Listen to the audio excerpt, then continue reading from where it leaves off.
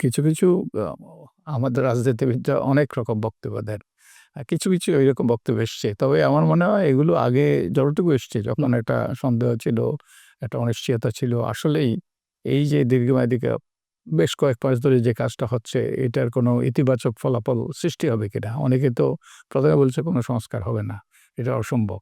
এই রাজনৈতিক দলগুলোকে এইভাবে নিয়ে প্রথমত তারা বসবে না। তাই বলছে এবং বসলেও আ এতে অনেক রকম বিতর্ক হবে, অনেক রকম এটা অব্যাহত থাকবে না। আ রাজনৈতিক দলগুলোর মধ্যে এত বিরোধ, তাদের মধ্যে এই বিরোধের বহিঃপ্রকাশ ঘটবে। এই বিরোধের বহিঃপ্রকাশ ঘটার ফলে এটা অব্যাহত থাকবে না। এরকম অনেক কথা এসছে। কিন্তু পরবর্তীতে এটা আমি বলব যে অধিকাংশ ব্যক্তির মধ্যে এই উপলব্ধি হয়েছে যে অনেকগুলো বিষয়ে তারা ঐক্যমত্য পৌঁছেছে।